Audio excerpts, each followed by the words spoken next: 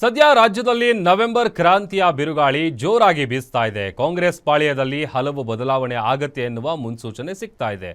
ಆದರೆ ಇದೆಲ್ಲದರ ನಡುವೆ ನಾನು ಸಿಎಂ ರೇಸ್ನಲ್ಲಿಲ್ಲ ಎನ್ನುವ ಹೇಳಿಕೆಯನ್ನ ಬೆಳಗಾವಿಯ ಸಾಹುಕಾರ್ ಕೊಟ್ಟಿದ್ದಾರೆ. ಇದು ಅಚ್ಚರಿಗೆ ಕಾರಣ ಆಗಿದ್ದು, ಇದರ ಹಿಂದೆ ಸಿಎಂ ಸಿದ್ದರಾಮಯ್ಯ ಅವರ ಚಾಣಾಕ್ಷ ನಡೆಯಿದೆ ಎನ್ನುವ ಕುತೂಹಲ ಮೂಡ್ತಾ ಇದೆ. ಹಾಗಾದರೆ ಸತೀಶ್ ಜಾರಕಿಹೊಳಿ ಸಿಎಂ ರೇಸ್ಗೆ ಹಿಂದೇಟು ಹಾಕಿದ್ಯಾಕೆ? ಇದರ ಹಿಂದೆ ಇರುವ ತಂತ್ರವಾದರೂ ಏನು ಎನ್ನುವ ಇಂಟ್ರೆಸ್ಟಿಂಗ್ ಸ್ಟೋರಿ ಇಲ್ಲಿದೆ ನೋಡಿ. ನವೆಂಬರ್ ನರ್ವಸ್ ಮಧ್ಯೆ ಸಿದ್ದರಾಮಯ್ಯ ನಯಾ ಖೇಲ್. ಶಿಷ್ಯನಿಗೆ ಸಿದ್ದು ಸಲಹೆ, ಜಾರಕಿಹೊಳಿ ಫುಲ್ ಸೈಲೆಂಟ್. ಸಿಎಂ ರೇಸ್ನಿಂದ ಔಟ್ ಆಗಿದ್ದೇಕೆ ಸತೀಶ್ ಜಾರಕಿಹೊಳಿ? ಸಿದ್ದರಾಮಯ್ಯ ಟೀಮ್ನಲ್ಲಿ ದಿಢೀರ್ ಬದಲಾವಣೆಗೆ ಕಾರಣ ಏನು ಅನ್ನುವ ಮಾತುಗಳು ಕೇಳಿ ಬರ್ತಿವೆ.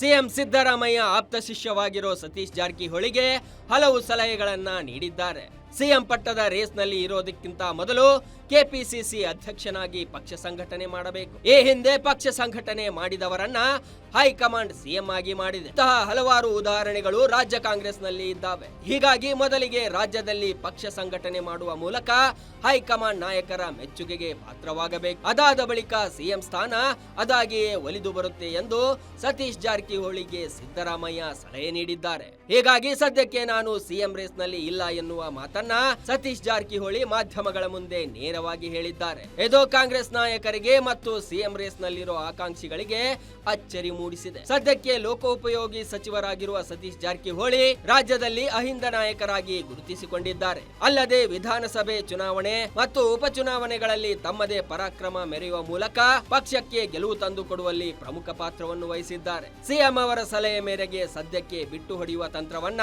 ಜಾರಕಿಹೊಳಿ ಹೂಡಿದ್ದಾರೆ ಎನ್ನಲಾಗುತ್ತಿದ್ದು, ಇದು ಯಾವ ರೀತಿ ಯಶಸ್ವಿಯಾಗುತ್ತೆ, ಮುಂದಿನ ದಿನಗಳಲ್ಲಿ ಸಿಎಂ ಕುರ್ಚಿ ಫೈಟ್ ಹೇಗಿರುತ್ತೆ ಅನ್ನೋದನ್ನ ಕಾದು ನೋಡಬೇಕಿದೆ.